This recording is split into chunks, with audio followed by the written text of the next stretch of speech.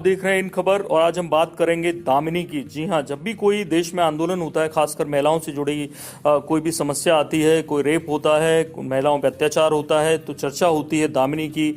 और जब भी निर्भया का जब कांड हुआ था, पहले निर्भया नाम दिया गया उस लड़की को और उससे पहले एक न्यूज़ चैनल ने उसे दामिनी नाम दिया, तो कई अखबारों में भी दामिनी नाम छपा। और जब भी कोई कोर्ट से रिलेटेड केस होता है महिलाओं का, तब भी चर्चा होती है दामिनी की, कैसे तारीख पे तारीख चर्चा में आती है। तो वो फिल्म थी दामिनी और उसकी किरदार थी मीनाक्षी शेषाद्री, जो उन्होंने प्ले किया था। बहुत ग्लैमरस अभिनेत्री थी और आपने उनको अमिताभ बच्चन के साथ शहंशाह में देखा होगा, गंगा जमुना सरस्वती में देखा होगा, और उनकी दो बड़ी फिल्में हिट रही थी। ऐसे तो हीरो में देखा ही था, और उसके अलावा सन्नी देओल के साथ दामिनी, घायल, घातक, कई फिल्में उन्होंने की। घातक के बाद उन्होंने एक तरह से ब्रेक लिया, शादी कर ली, और शादी के बाद ब्रेक लिया और वो अमेरिका चली गई और वहीं रहने लगी।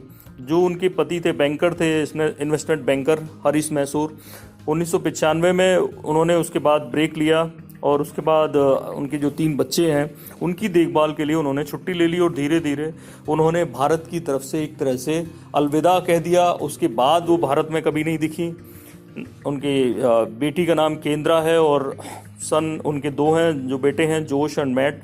तो क्यों वो यहाँ से चली गई और आजकल क्या कर रही हैं, आजकल क्या है उनका हाल, ये बताने के लिए तस्वीरें आप जो देख रहे हैं ये मीनाक्षी शेषाद्री की हैं। वही मीनाक्षी शेषाद्री आजकल टेक्सास में रहती हैं। मैं आपको बता दूं कि भरतनाट्यम, कथक, ओडिसी इनकी वो प्रशिक्षित नृत्यांगना थी और आजकल उसी का एक स्कूल चलाती हैं जिसका नाम है चेरिस डांस स्कूल। दुनिया भर में वो कई तरह के डांस प्रोग्राम्स करती हैं, अलग अलग अपने ट्रुप को ले जाती हैं, लेकिन उन्होंने बॉलीवुड का रुख कभी नहीं किया।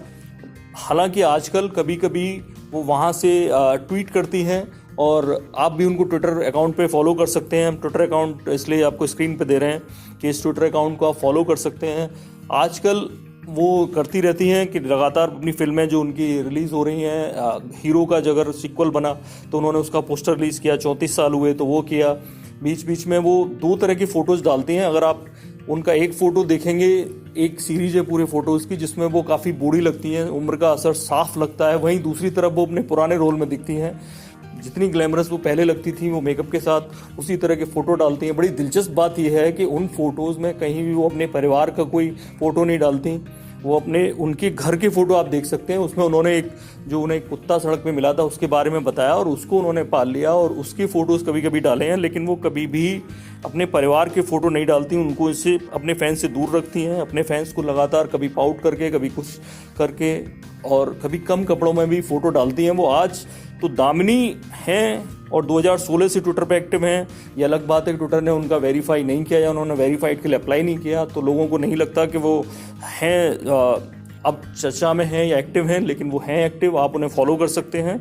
और ये अलग बात है कि वो शायद अब बॉलीवुड आने के लिए जैसे मीनाक्षी, जैसे माधुरी दीक्षित लौट के आई, इस तरह से वो लौटेंगी ऐसा लगता तो नहीं है।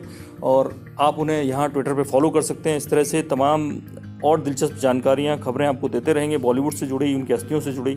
आप देखते रहिए, सब्सक्राइब करिए इन खबर। थैंक यू, नमस्कार।